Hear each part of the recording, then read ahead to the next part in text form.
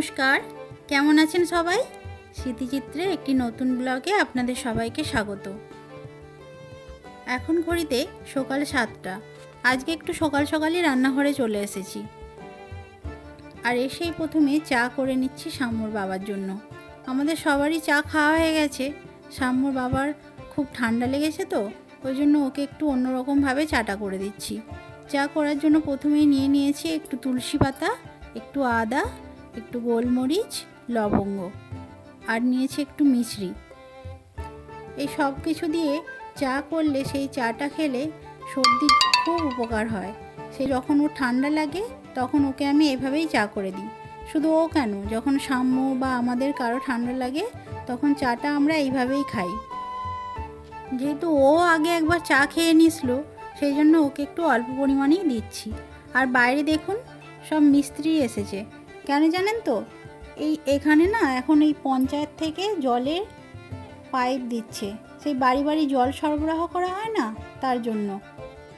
বেশিরভাগ জায়গাতেই এটা হয়ে গেছে, আমাদের এখানটা বাকি ছিল, তো এখানটা দিচ্ছে। যাদের বিশেষ করে পৌরসভার এলাকার আন্ডারে পড়ে, তো তাদের তো অনেক দিনই হয়ে গেছে। আমাদের এই দিকটা বাকি ছিল, এখন আমাদের এই দিকটাই করে দিচ্ছে। বাবা, মেশিনের যে আওয়াজ!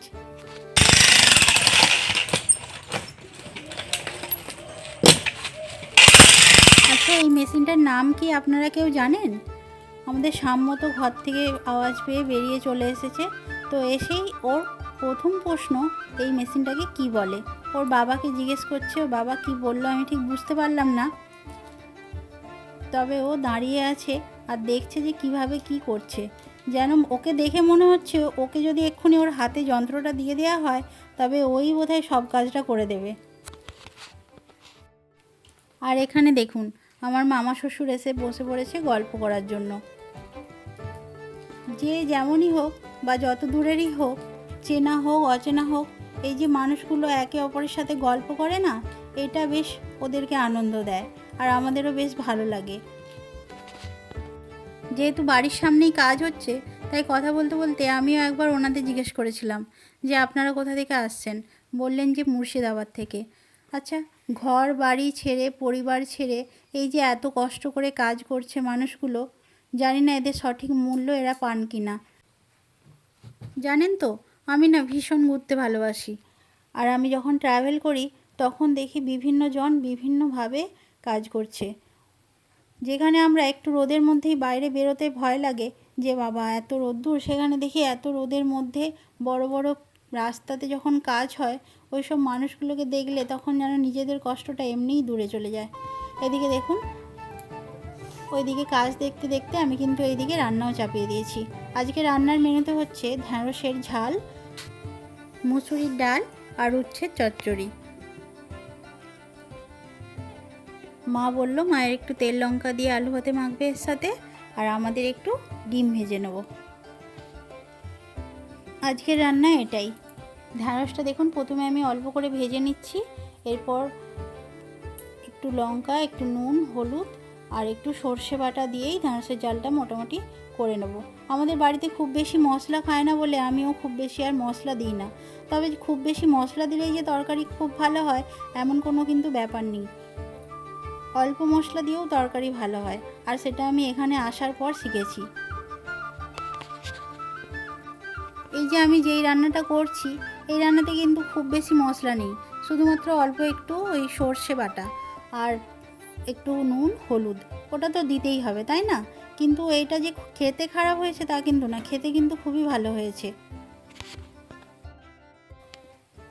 এবার এটাকে আমি কিছুক্ষণের জন্য ঢাক দেবো, তাহলেই মোটামুটি আমার রান্নাটা হয়ে যাবে। দেখুন আপনাদের সাথে কথা বলতে বলতে আমার ঢ্যাঁড়সের ঝালটা হয়ে গেছে। আমি এবার নামিয়ে নেব। ঢ্যাঁড়সের ঝালটা নামিয়ে নিয়ে আমি এবার চাপিয়ে দিচ্ছি একটু উচ্ছের চচ্চড়ি। উচ্ছে চচ্চড়ি করার জন্য প্রথমেই আমি উচ্ছে আর আলুটাকে অল্প করে ভেজে নেব, তারপর তার সাথে বেগুন দিয়ে দেবো, আর শেষকালে নামানোর সময় একটু টমেটো, ধনেপাতা দিয়ে নামিয়ে নেব। আমি যেহেতু ধনেপাতা খেতে ভালোবাসি, তাই প্রায় তরকারিতেই ধনেপাতা দিই। আপনারা কে কে উচ্ছে চচ্চড়ি খেতে ভালোবাসেন কমেন্ট করে জানাবেন।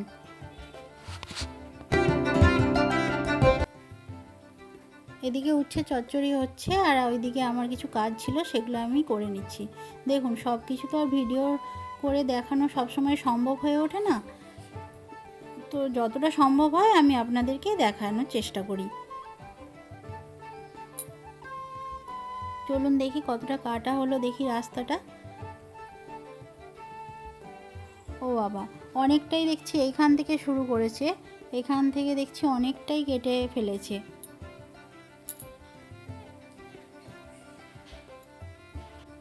এই তো এত সরু রাস্তার মধ্য দিয়ে আবার দেখছি একটি ট্রলি ভ্যান আসছে। এই ভ্যান আসাটা খুব কষ্টের ছিল, কিছুক্ষণ দাঁড়িয়েও ছিল, কিন্তু তাকেও তো তার নিজের জায়গায় পৌঁছতে হবে। আসলে পাড়ার রাস্তা তো খুব সরু হয়, তার উপরে একদিক দিয়ে গেছে ড্রেন, আবার একদিক দিয়ে পাইপ যাওয়ার রাস্তা কাটা হচ্ছে, তো সেখানে ভ্যানটা আসা খুবই কষ্টের ছিল। তো যিনি ভ্যানটা নিয়ে যাচ্ছিলেন দেখলাম যে অতি সাবধানেই নিয়ে গেলেন। আর এইখানে দেখুন, শাশুড়ি মায়ের মাথায় কালার লাগানোর জন্য আমি বসে গেছি। মায়ের কত বয়স হয়েছে, কিন্তু এখনও চুল দেখুন। আগেকার মানুষদের তাই, কিন্তু অনেকেই আছে যাদের চুল এক রাস, আর আমাদের দেখুন এখনই সব মাথায় যেন টাক পড়ে গেছে। চুল তো দুদিন ছাড়া উঠেই যাচ্ছে, আজ এই প্রবলেম কাল ওই প্রবলেম। আমার এই কথাটা শুনে আবার অনেকেই বলবেন যে নিজে তো যত্ন করে না, সেই জন্য নিজের চুল উঠে যাচ্ছে বলে সবাইকে বলছে। তা কিন্তু না, আসলে আমি আমার মতো অনেকজনের কথা বললাম। মায়ের মাথায় কালার লাগিয়ে দিচ্ছি আর জিজ্ঞেস করছি যে মা, আপনার কি করে এত চুল হয়েছে? আপনার থেকে কি কিছু চুল আমাকে ধার দেওয়া যাবে? তো সেই কথা শুনে তো মা হেসেই আলা। কি আর করা যাবে, ওই বলেই যা একটু শান্তি পাওয়া যায়, মাথায় তো আর নেই, ওই জন্য বলেই শান্তি পাচ্ছি। মা যে এই কালারটা মাথায় করছে না, ওই কালারটার নাম আমার এই মুহূর্তে মনে আসছে না, তবে কালারটা না হাতে লাগলে চট করে উঠতে চায় না, সেই জন্য ওই কালারটার সাথেই গ্লাভস ফ্রি দেয়, তো সেইটা পরে আমি লাগিয়ে দিচ্ছি। ব্রাশে করে লাগালে কি হয়, বড় চুল তো একটু অসুবিধা হয় আর অনেকটা দেরিও হয়। যেহেতু এরপর আমাকে নিজেকে রেডি হয়ে স্কুলে যেতে হবে, সেই জন্য একটু আমার তাড়াও আছে, তাই ভাবলাম গ্লাভসে করেই লাগিয়ে দিই। আর আমি সাধারণত গ্লাভসে করেই লাগাই, কারণ ওটাই আমার সুবিধা হয় ব্রাশে করে লাগানোর থেকে।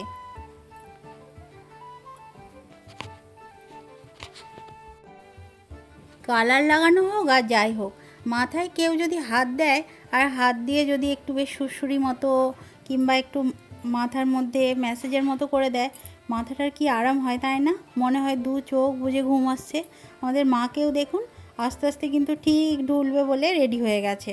আমি এদিকে কিছু না কিছু বলছি, তখন দেখছি আবার জেগে পড়ছে। একদিন তো এরকম হয়েছিল জানেন, আমি এদিকে কালার মাখাচ্ছি আর মা দিব্যি ঘুমিয়ে পড়েছে। তারপর বললাম কি হলো, বলছে এই যে তুমি আমাকে এত সুন্দরভাবে মাথায় লাগিয়ে দিচ্ছিলে, তো সেই জন্য আমি ঘুমিয়ে পড়ছিলাম।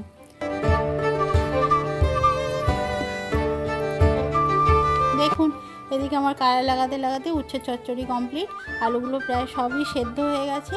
এবার আমি নামিয়ে নেব। ডালটা আমি সেদ্ধ আগেই করে রেখেছিলাম, ডালটা এরপর আমি ফোড়ন দিয়ে দেবো। ওদিকে সাম্যর বাবা সাম্যকে স্নান করাতে নিয়ে চলে গেছে, ও আসলে ও রেডি হয়ে গেলে ওকে ভাত দিয়ে দেবো, কারণ ওর ভাত খেতে তো অনেকটা দেরি হয়। এবার আপনাদের সাথে আবার স্কুল থেকে ফেরার পরে কথা হবে। চলুন, সব রান্না বান্না হয়ে গেছে, খাওয়া দাওয়া করে এখন স্কুলে যাই, তারপরে এসে আপনাদের দেখাচ্ছি যে কতটা কি কাজ হয়েছে। ও বাবা, এসে তো দেখছি পাইপগুলো সব দিয়ে দিয়েছে, আর ইঁটগুলোও সব দেখছি তার উপরে ভরাট করে দিয়েছে, নাহলে কেউ আবার পড়ে গেলে খুব অসুবিধে হবে, পাইপটাও ভেঙে যাওয়ার সম্ভাবনা থাকবে। আর আমাদেরকে ওনারা জিজ্ঞেস করেছিলেন কোনখানে পয়েন্টটা দেবেন, তো আমরা যেখানে দেখিয়েছিলাম ওনারা সেখানেই দিয়েছেন, খুব সুন্দরভাবে লাগিয়ে দিয়েছেন। আজ এ পর্যন্তই, আবার দেখা হবে পরের একটি ব্লগে। ততদিন আপনারা সবাই ভালো থাকবেন, সুস্থ থাকবেন। নমস্কার।